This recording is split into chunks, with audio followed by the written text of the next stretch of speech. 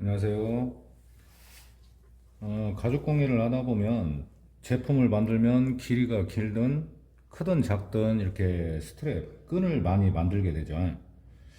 저는 직업이 가죽 복원이다 보니까 가방을 복원을 하면서 이렇게 끈이 상해서 제작을 하는 경우가 자주 있어요. 지금 이 끈은 셀린느 가방 끈인데요. 이렇게 이제 끝부분은 꺾어져 있고 끊어졌죠. 그리고 손을 잡는 부분도 이렇게 갈라진 부분이 많습니다. 그리고 또 하나는 좀 얇아요. 두께가 얇기 때문에 이렇게 끊어지는 현상이 더 있는 것 같아요. 가방은 좋아서 사용을 더 하고 싶은데 이렇게 문제가 생기는 부분들이 있습니다. 그래서 복원을 하고 염색을 하고, 이런 끈 같은 경우는 복원이라기보다는 다시 제작을 하는 게 낫죠. 좀 더 튼튼하게요. 지금 폭을 보면은 22mm 정도가 나오는데 상당히 넓은 편이에요. 폭은 넓은데 두께는 얇고, 그러다 보니까 이렇게 문제가 생겼습니다. 실은 이제 비슷한 색으로 비님으로 해서 바느질을 할 거고요. 고객님하고 상담을 하고 가방의 색과 같은 진한 밤색으로 하기로 했어요. 이게 지금 검정색은 아니고요. 그러면 이 끈을 만들 때 요령은 어떻게 하는 것이 좀 잘 만들 수 있나, 편하게. 이 스트레이트 커터입니다. 요 도구를 사용하면은 상당히 정확하게 길이가 길어도 자를 수가 있는 그런 편한 도구거든요. 이렇게 두 개를 본드칠을 해야 되는데 정확하게 붙일 수가 붙일 수도 있겠지만은 대부분이 어렵지 않습니까?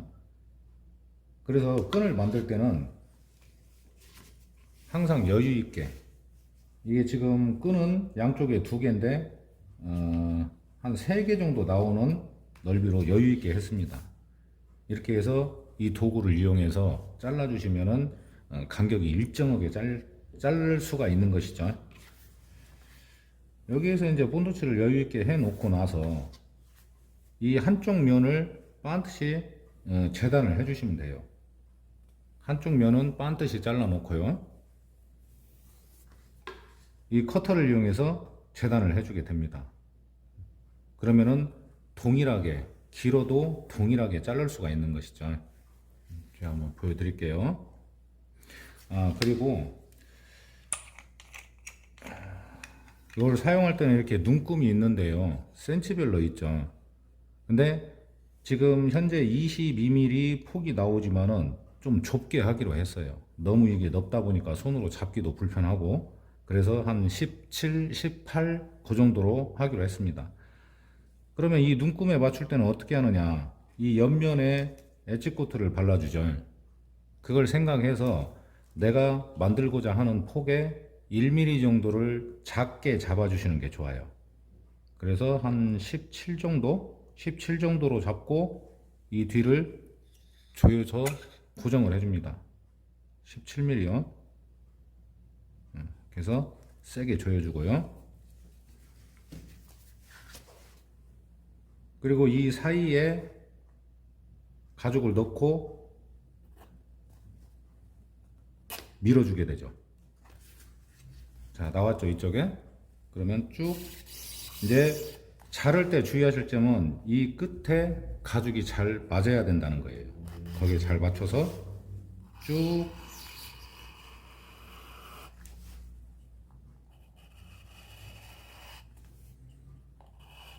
이제 하다 보면은 속도를 빠르게 할 수도 있습니다. 이렇게 해서 쭉 잘라줍니다.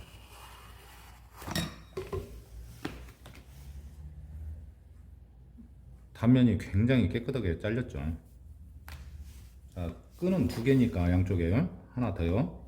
사이에 놓고 툭 밀어주면은 칼날이 들어가죠, 가죽이.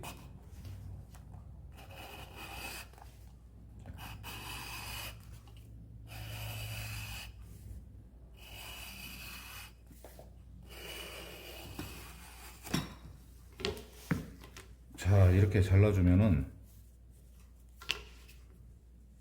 두 개의 폭이 정확하게 잘립니다. 굉장히 편하죠. 그리고 여기에 디바이더로 선을 그어주고 치질로 타공을 하고 바느질을 해주면 끈이 이제 완성이 되는 거예요.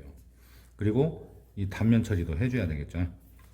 스트랩 커터는 좀 여유가 있으니까 한 번 더 잘라볼게요. 굉장히 참 편하다고 해야 되나요? 이거를 이 칼로 자르려고 하면은 이 길이를 50cm 정도가 되는데 이 길이를 칼로 자르다 보면은 틀어질 수도 있고 정확하게 안 맞을 수도 있는데 이 도구를 사용하면은 10개가 됐든 20개가 됐든 똑같이 자를 수가 있습니다.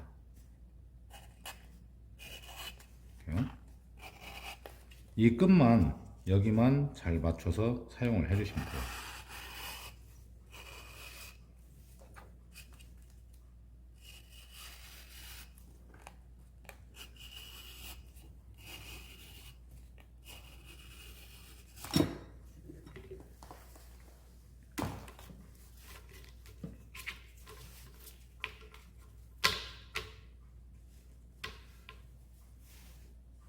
잘 맞죠? 정확합니다. 자, 이렇게 끈을 만들 때, 여러 개를 만들 때, 긴 걸 만들 때, 그럴 때는 엄청나게 잘 써먹는 도구입니다. 자, 이 스트랩 커터를 눈금 맞추는 것만 잘 하시면 같은 간격으로, 같은 폭으로 여러 개를 아주 힘 안 들이고 편하게 자를 수가 있는 그런 편한 도구입니다. 자, 그리고 다시 한번 복습을 하는 의미로요. 짜투리 가죽을 이용해서 한 번 더 보여드릴게요. 어떤 가죽이 됐든 두께별로 있는데요. 본드칠을 해줄 때는 항상 양쪽을 해야 되죠. 그래서 고르게 얇게 펴서 발라줍니다.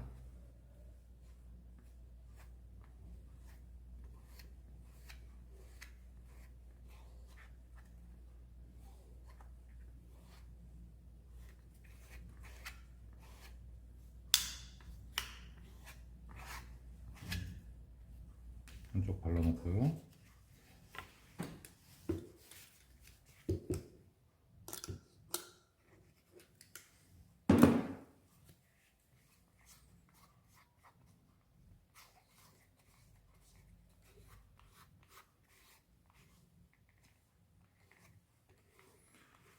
본드를 바를 때는 항상 양쪽을 발라주는데요. 양쪽을 발라줘야만이 딱 붙습니다.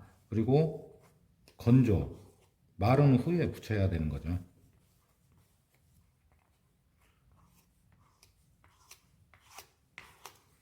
자, 이제 잠깐 마르는 동안에 다시 한번 설명을 해드릴게요. 스트랩 커터는 대부분이 이런 모양으로 되어 있는 것이 많은데 요즘에는 이제 종류는 몇 가지 되는데요.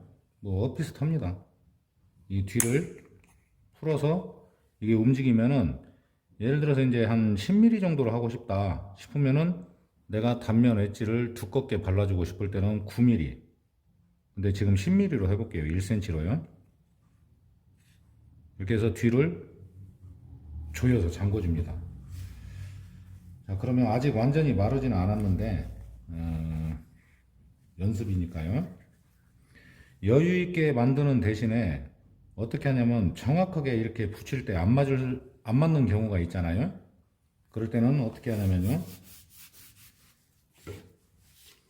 좀 시끄러우니까 망치질은 안 하겠습니다.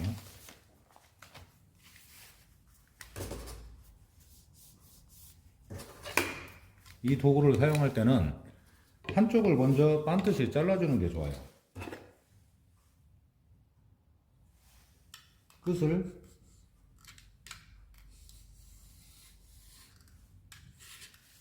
잘라주고 이쪽도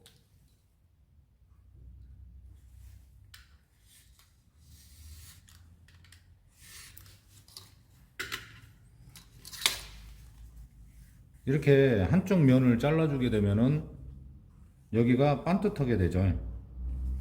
그렇게 해놓은 후에 이 커터를 이용해서 잘라주면은 한쪽 면이 정확히 반듯하니까 반대쪽도 반듯이 나오게 됩니다. 지금 1cm로 맞췄죠. 이렇게.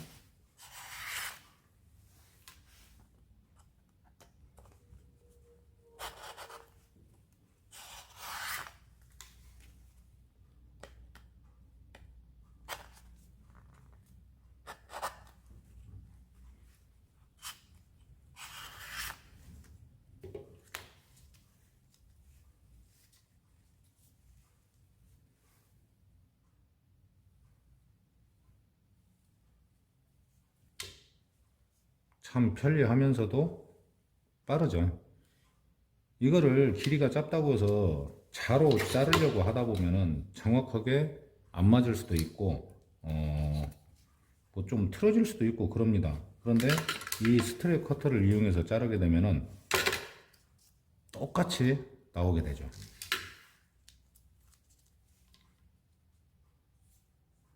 자, 딱 맞죠? 자, 오늘은 이 스트랩을 만들 때 굉장히 편리한 스트랩 커터에 대해서 설명을 해드렸습니다.